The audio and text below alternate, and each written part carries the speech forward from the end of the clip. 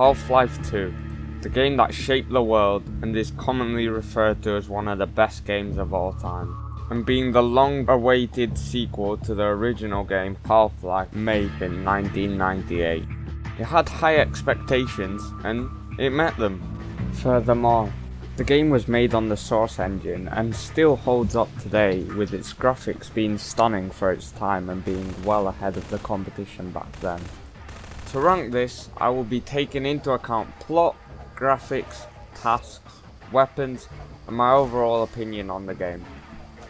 After eluding Combine forces, Gordon joins the Resistance led by the former Black Mesa scientist Dr. Eli Vance, Vance's daughter Alex, former Black Mesa security guard Barney Calhoun, and another Black Mesa scientist Dr. Isaac Kleiner. After escaping Combine forces in City 17, he attempts to teleport to the Resistance base Black Mesa East. However, the teleportation malfunctions and has to go by the canal route. Once he arrives at Black Mesa East, he's introduced to another Resistance scientist, Dr. Judith Mossman, and the Combine attacks, capturing Eli Vance and sending him to Nova Prospekt. Gordon then has to go through Ravenholm and later breaks into Nova Prospekt, reuniting with Alex, however learning that Mossman is a Combine worker and teleports Eli Vance back to City 17.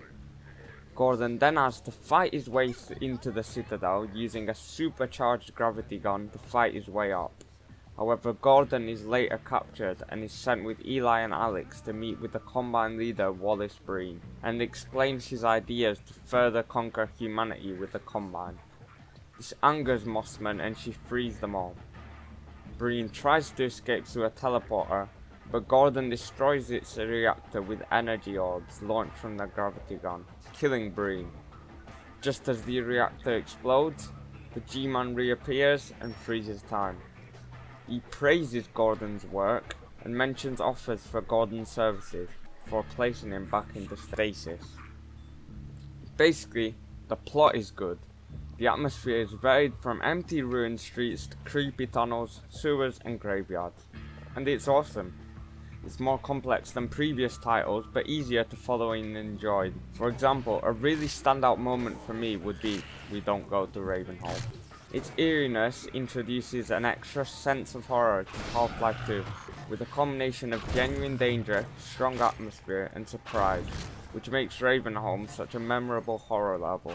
For this and many other levels that are very memorable, I will be rating the plot a 9.5 out of 10. Graphics.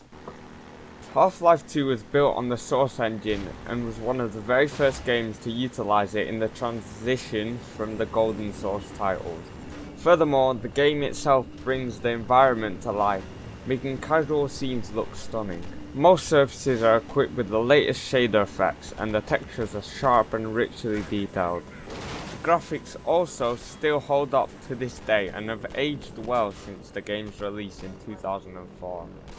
So due to these reasons, I believe I will have to rate Half-Life 2's graphics as an 8 out of 10, as it is becoming a bit outdated but still looks incredible. Half-Life 2 uses audio to great effect, stretching from Combine army officers to a headcrab jumping straight at you.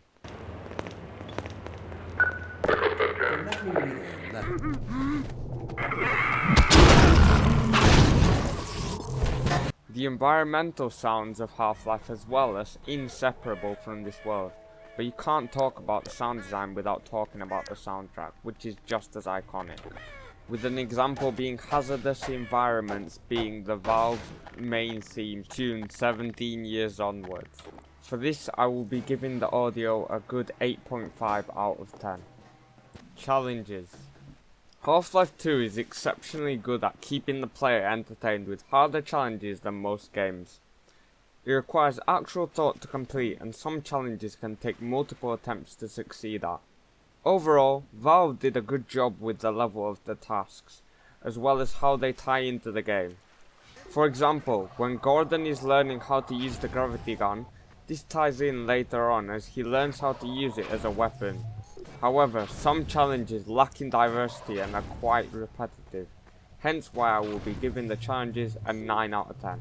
Weapons. Half-Life 2 has an insane weapon roster that is truly exemplar. Along with the iconic crowbar from the first game, it includes a variety of different weapons. This is also one of the first games that fully introduced a working physics engine, and the gravity gun showed its excellence. Its ability to send any object imaginable flying at your enemy was unheard of at the time, and was quite revolutionary for gaming itself. Furthermore, solid guns such as the revolver and shotguns had a strong, powerful sound to them and were impressive to use. However, other weapons such as the pistol and the SMG hold it back from being truly amazing, so I believe that the weapons deserve a 9.5 out of 10.